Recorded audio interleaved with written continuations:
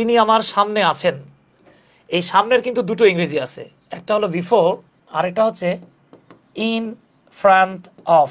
এটা এবার আপনাদেরকে আমি উদাহরণ দিয়ে দেখাই, ছবি এঁকে দেখাচ্ছি। আমি আসলে অনেক সুন্দর ছবি আঁকি, আপনাদের বুঝতে কষ্ট হতে পারে, একটু দেখে নেন। ধরে নেন দুটো চেয়ার আঁকলাম আমরা, এইটা হলো একটা চেয়ার আর এইটা হলো একটা চেয়ার।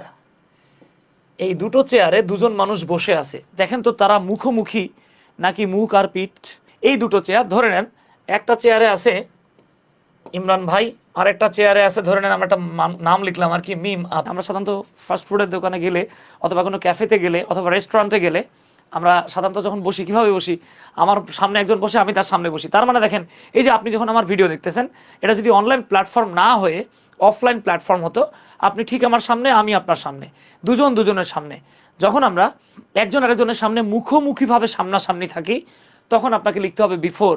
এই যে ইমরান এবং মিম যখন এরা ফুচকার দোকানে গিয়ে ফুচকা খাবে, চটপটির দোকানে গিয়ে চটপটি খাবে, অথবা রেস্টুরেন্টে গিয়ে দুজন দুজনের সাথে এই যে সামনাসামনি বসে গল্প করবে, খাবে, এরকম ক্ষেত্রে দেখেন মুখোমুখিভাবে থাকলে বিফোর হয়।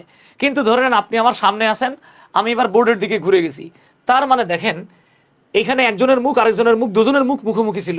কিন্তু যদি এরকম হয় যে ইমরান ভাই ধরে নেন মিমরে ফুচকা খাওয়ানোর পর চিন্তা করলো যে চলো তোমার একটু আগায় দিয়ে আসি, হ্যাঁ তোমার বাসা পর্যন্ত আগায় দিয়ে আসি, তোমার বাসায় ঢুকবো না, বাইরে থেকে চলে আসবো।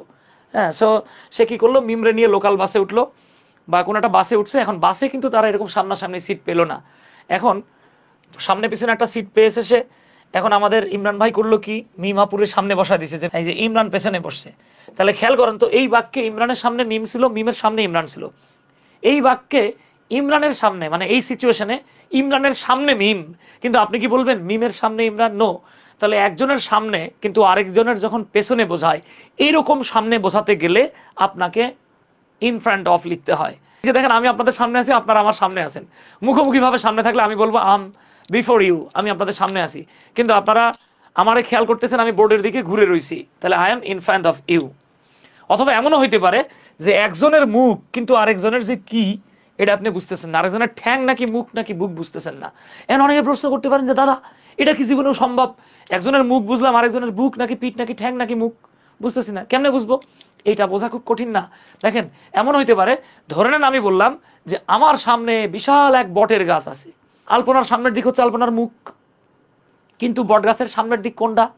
এই যে দেখেন বট গাছের যেদিক থেকেই আপনি তাকান, আপনি কি বুঝবেন কোনটা মুখ কোনটা বুক কোনটা ঠ্যাং কোনটা মাথা কোনটা ছাতা কোনটা হাত? বোঝা সম্ভব না।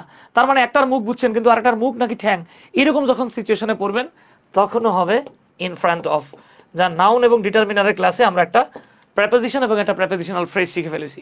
হ্যাঁ, এরকম চমৎকার চমৎকার আইডিয়া পাবেন ইনশাল্লাহ।